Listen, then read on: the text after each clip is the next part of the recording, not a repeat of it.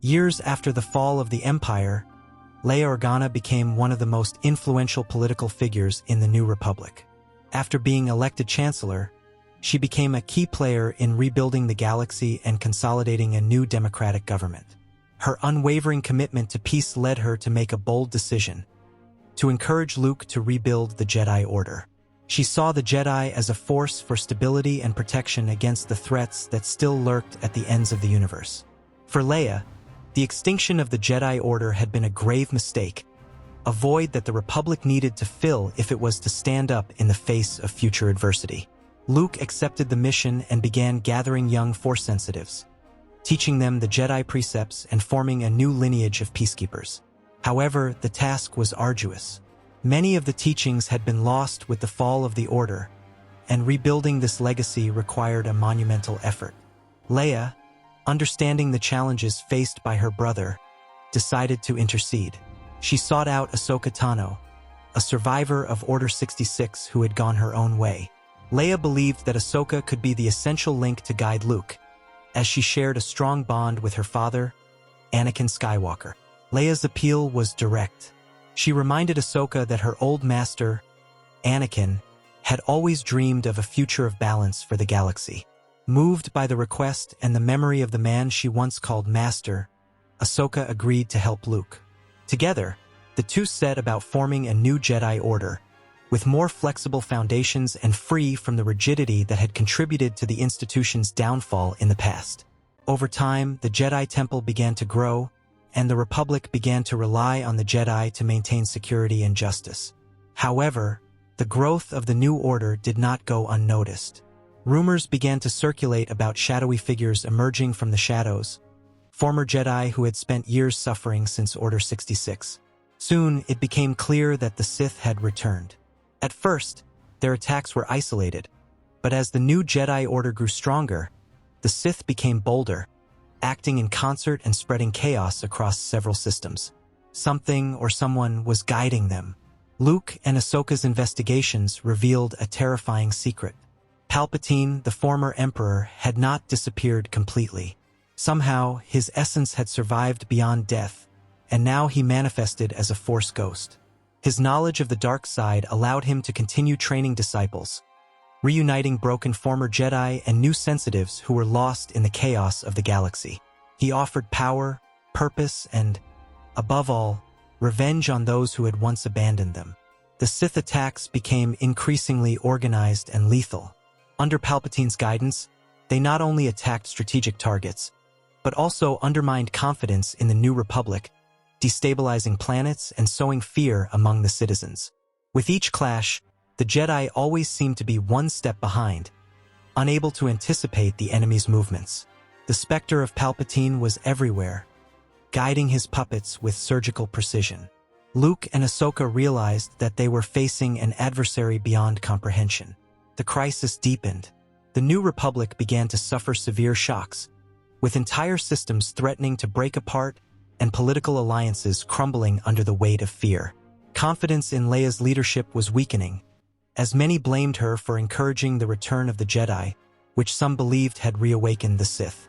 The political pressure on the Chancellor was enormous, and she knew she had to find a definitive answer to contain the rise of the enemy. The Republic would not survive another war like the previous one.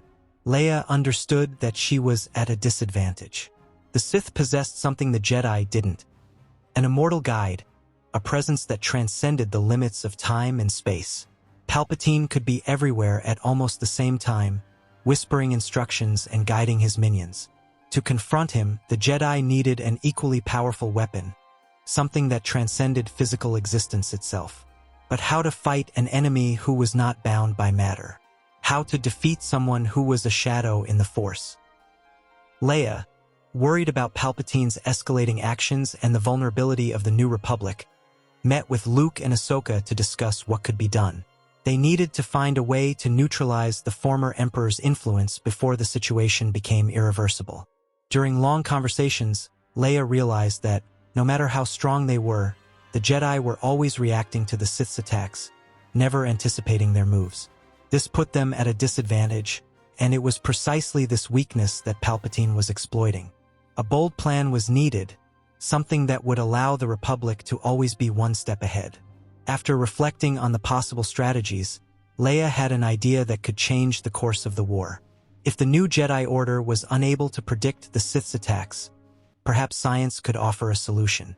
So she gathered the best scientists in the Republic and formed a task force dedicated exclusively to finding a way to neutralize Palpatine's advantage.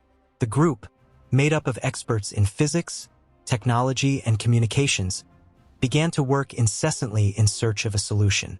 At one of the meetings, one of the scientists proposed an unexpected approach. He suggested revisiting old-time displacement projects, a concept that had already been studied but never fully developed. If a method could be found to interfere in the past, perhaps they could prevent Palpatine from coming to power. The idea was initially met with skepticism, but Leia saw it as an opportunity. If the Emperor used the Force to transcend physical barriers and continue to influence the present, perhaps the New Republic could do the same, but using science as a tool. With Leia's approval, the scientists began to delve deeper into their research. Months passed, and progress was slow. The project required an extremely advanced understanding of the relationship between space and time, and any mistake could be catastrophic. However, after countless tests and painstaking calculations, the team finally made a significant breakthrough. They discovered that although it was impossible to transport physical matter through time, there was a loophole that allowed information to be transmitted. Time and space were part of the same fabric, and if they knew the exact point at which they wanted to intervene, they could send a message to the past. The discovery ignited new hope among scientists and the Republic's leadership. For the first time, there was a real chance of getting ahead of Palpatine. However, the mechanism required absolute precision. In order for the message to be received correctly, the exact place and moment in time where it was to be sent had to be determined. The slightest margin of error could lead to the message being lost or, worse still, falling into the wrong hands. Leia knew they couldn't afford to make a mistake. This was their only chance to change the fate of the galaxy. With this in mind, Leia, Luke, and Ahsoka began researching the ancient Jedi records. They needed to find a period in which the message had the greatest chance of being received and understood. It was then that they came to an inescapable conclusion. The best time to intervene was before Palpatine's ascension to the throne of Emperor. If they could warn the Jedi Council about who he really was and the danger he represented, they could prevent the fall of the Republic and the destruction of the Jedi Order. It was a risky bet, but the only one that made sense. Ahsoka was fundamental to this process. As someone who lived during the Old Republic, she had information that Luke and Leia didn't have. Through her, they were able to identify the most crucial moments before Palpatine's rise. Based on her accounts and the historical records, they established the exact moment for which the message should be sent, the period when the Jedi Council was still in full swing and could act to stop the Sith Lord's advance before it was too late. The decision was made, but another challenge arose: the content of the message. Something direct and convincing was needed, which would make the Jedi believe the warning without hesitation. If the message was vague or ambiguous, there was a risk that the Council would ignore it. Leia took the lead in crafting the content, because she knew that only carefully chosen words could change the fate of the galaxy. The message needed to reveal Palpatine's true identity and expose his plan for destruction, so that the Jedi would have time to react. However, as they worked on the final details, a new dilemma arose. How could they guarantee that the Jedi would actually receive the message? The transmission had to be made to a specific location within the Jedi Temple, but there was still a risk that it would go unnoticed. After several discussions, they concluded that the best destination for the message was the Jedi Council itself, the most influential group within the Order. If the Masters received the warning directly, the chances of them taking action would be much greater. With the plan mapped out, the scientists began preparations for the transmission. The calculations were revised countless times, ensuring that the message arrived at exactly the right moment. Luke and Ahsoka followed every detail, while Leia stood firm, knowing that this was the Republic's last hope. If the plan worked, they could prevent the tragedy from happening again. But if they failed, they would be at the mercy of Palpatine's immortal spirit, who would continue to manipulate events in the galaxy with his dark influence. Leia stood her ground. She knew she was about to do something unprecedented. For the first time in the galaxy's history, the future would try to warn the past. Leia, Luke, and Ahsoka gathered in a secluded room to discuss the final details of the message that would be sent to the past. The moment was decisive, and every word had to be carefully chosen. There was no room for ambiguity or doubt.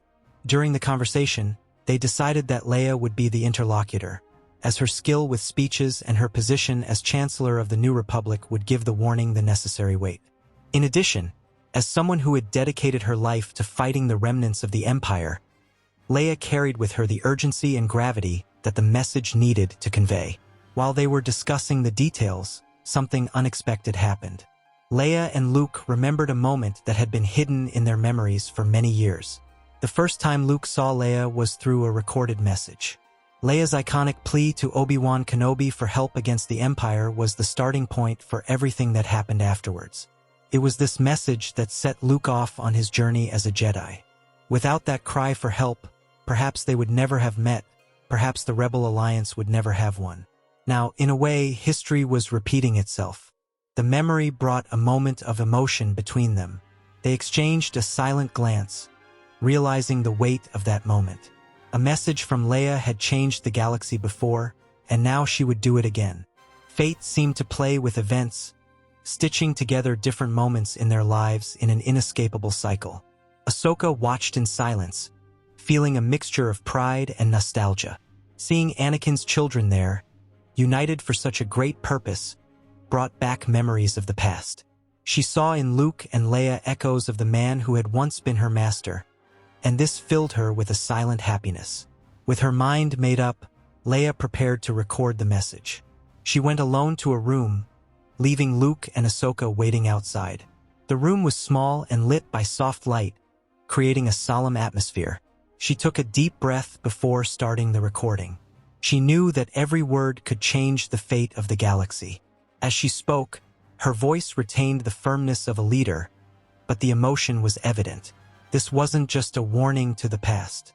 It was an appeal, an attempt to save millions of lives that had been lost along the way. It was an opportunity to prevent the pain she and Luke carried from repeating itself.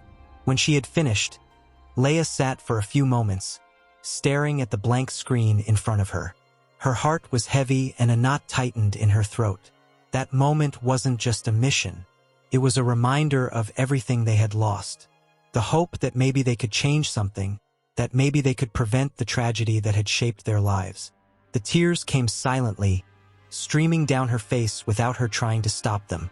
She knew she shouldn't cling to this possibility, but the idea of a different future was too powerful to ignore.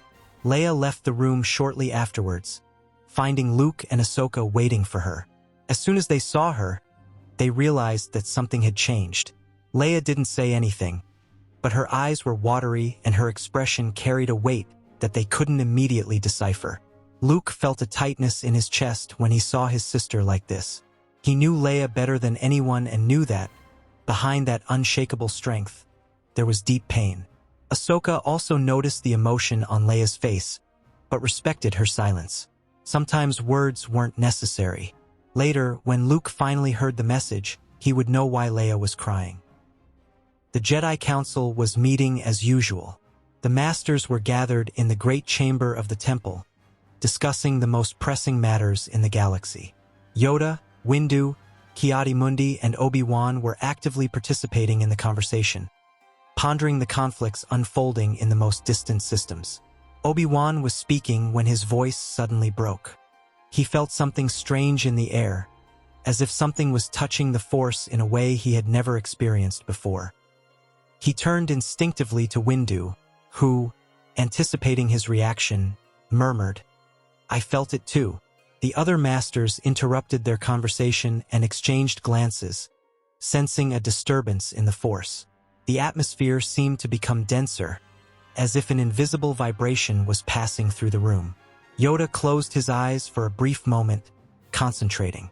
"A great disturbance in the Force, I sense," murmured the old master.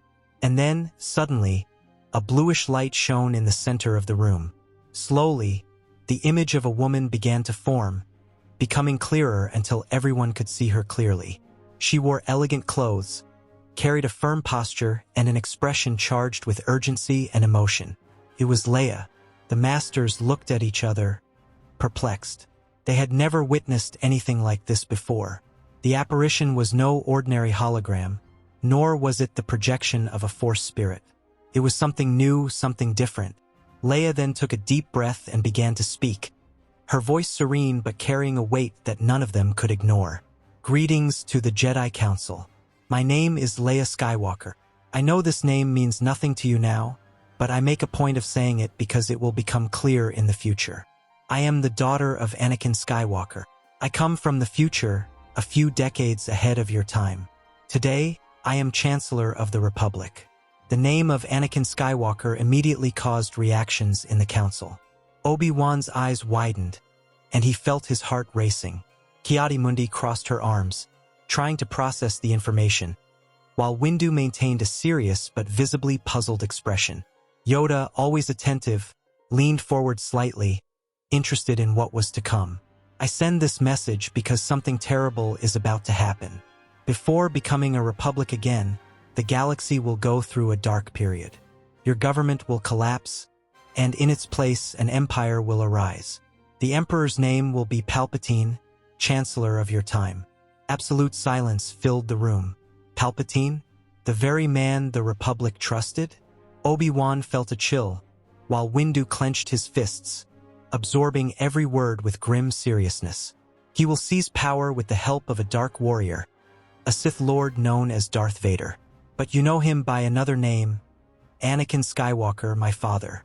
Obi-Wan recoiled instinctively, as if he had received an invisible blow. Yoda closed his eyes for a moment, feeling the weight of the revelation.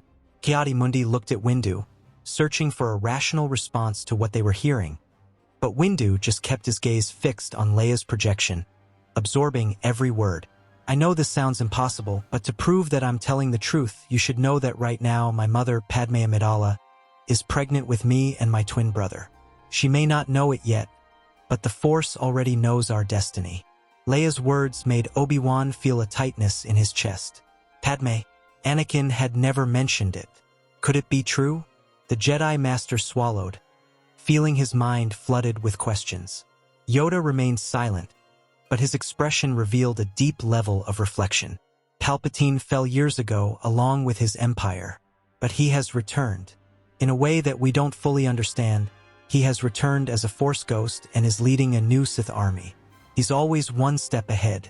He always knows where to strike, how to weaken us. And that's why I'm sending you this message. To find a way, not only to stop him in the present, but also, through your knowledge of the Force, to prevent his influence from transcending death. The Jedi Council was stunned. This went against everything they knew about the Force. A Sith returning from the dead? If that were true, the danger was even greater than anything they could have imagined. Leia then paused. Her gaze softened a little when she looked down, as if she were speaking directly to Obi-Wan Kenobi. The Jedi looked up, feeling a pang in his chest at hearing his name coming from that mysterious woman. Obi-Wan Kenobi, you have always been a friend and a guardian to my family. We owe everything to you. Training my father was only the beginning of your journey. I know you did everything you could, but now I ask you, as his daughter, try again. Help him not to fall to the dark side. Obi-Wan's face paled.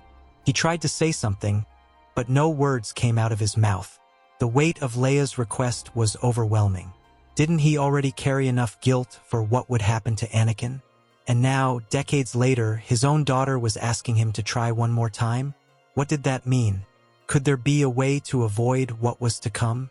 Leia closed her eyes for a moment, as if gathering the strength to say her last words.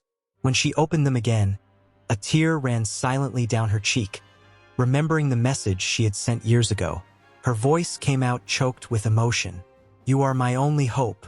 And then the image disappeared. The room was plunged into absolute silence.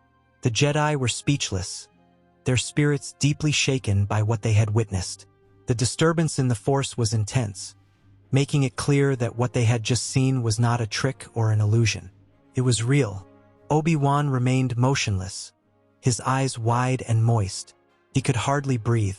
That woman, that voice. It had moved him in a way that his rational mind couldn't explain.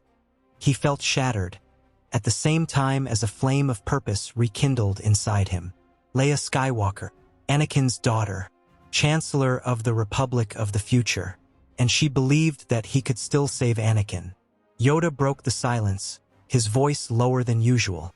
We must engrave this message in our minds. Reflecting on what to do will be important. Windu took a deep breath, trying to regain his composure.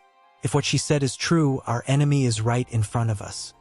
And we don't even realize it. Obi-Wan said nothing. He just closed his eyes, feeling the force around him. He had never felt anything so powerful before, as if fate itself was trying to warn them. And he knew for sure that the woman wasn't lying. The question that echoed in his mind was, could he still do anything to stop the inevitable?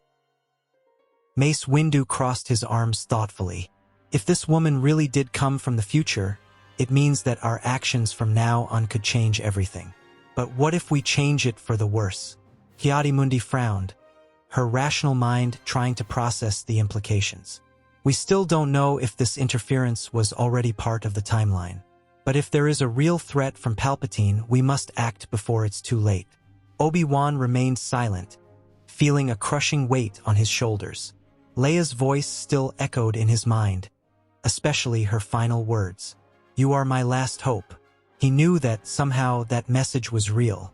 After lengthy discussions, the council decided to confirm one of the most critical pieces of information in the message. Anakin Skywalker had been summoned to the Jedi Temple. He entered the council chamber, immediately sensing the tension in the air. The masters were watching him with a different look. "You have been summoned here, young Skywalker," began Yoda. "Why a truth we need to know." Anakin frowned. "What are you talking about?" It was Windu who continued. "Is there something you're hiding from us?" Anakin looked away, feeling his breathing quicken. The atmosphere seemed suffocating. Then he looked directly at Obi-Wan, as if seeking a silent answer. "Master, has something happened?" Obi-Wan hesitated for a moment before saying carefully, "We're asking about your relationship with Senator Padme Amidala." Anakin's heart raced. The fear of being found out ran through his body like a shock. He knew that denying it was useless, for the Masters sensed the truth through the Force. Taking a deep breath, he closed his eyes and decided to tell everything. "Yes, we've been together. We've been together for years. And she's pregnant." The silence that followed was almost suffocating. The Masters exchanged serious glances, each pondering the implications. Finally, Yoda tilted his head and sighed. "Leave you must. Discuss we must." Anakin hesitated, but obeyed, leaving the council chamber with a tight heart. As soon as the door closed, the discussion began. "He broke the Jedi Code," said Ki-Adi-Mundi. "The Jedi Code has fallen before. The stakes are much higher," said Windu. "Anakin is dangerous. He has too many attachments," warned Yoda. Obi-Wan spoke up, his voice filled with concern. "We can't take him away now. If we isolate him, we could be pushing him towards the very fate we want to avoid." The council pondered for long minutes until they decided to take two crucial steps. The first was to take Anakin away from Coruscant, sending him on a mission to Kashyyyk, with Obi-Wan along to protect him from himself. That way, he would be away from Palpatine long enough for his feelings to calm down. The second measure would be to arrest Palpatine himself. "But he can't be killed," warned Yoda. Windu looked at him, surprised. "He's too dangerous to be left alive." Yoda stood firm. "He can be more dangerous dead. His essence beyond death can escape." The decision was made. Yoda and Windu would go to Palpatine's office to confront him. The battle was intense. Palpatine, realizing that he had been discovered, revealed his true identity as Darth Sidious. His power was overwhelming, but together, Yoda and Windu managed to easily defeat him. At the final moment, as Windu prepared to strike the fatal blow, Yoda intervened. "Alive he must remain. Prison we will build." Palpatine was tried and sentenced to life imprisonment. At the request of the Jedi, he would not be in the custody of the Republic, but of the Jedi themselves. He was kept alive through advanced cell regeneration processes, ensuring that his spirit escaped beyond death as late as possible. At the same time, the Masters dedicated themselves to studying the ghosts of the Force. Guided by the ghost of Qui-Gon Jinn, they deepened their knowledge of how to prevent a Sith from transcending life and kept Palpatine's prison as a seal against his eternal threat. The years passed. Padme gave birth to her children. Anakin, now far from Palpatine's influence, did not succumb to the dark side. Over time, he matured and, years later, became Grand Master of the Jedi Order. Luke grew up to become a great Jedi Master, following in his father's footsteps. Padme, meanwhile, became Chancellor of the Republic, leading wisely and ensuring the stability of the galaxy. When the time came to pass on her position, her daughter and apprentice, Leia Skywalker, was elected to fill the post. The galaxy was on a new path. The future had been rewritten, and once again, a message from Leia Skywalker had been the spark that changed everyone's fate. Just as her words had led Obi-Wan to rescue Luke and start the revolt against the Empire, now her voice had echoed through time to prevent Palpatine's shadow from rising. The cycle that once seemed inevitable had been broken. Leia's message was not just a warning to the past, but a symbol of the power of hope, proof that even in the face of darkness, truth and courage could light the way. The history of the galaxy has been shaped by many heroes, but it was Leia's voice that once again guided the universe towards a different future, where balance in the Force was no longer a distant dream, but a reality achieved.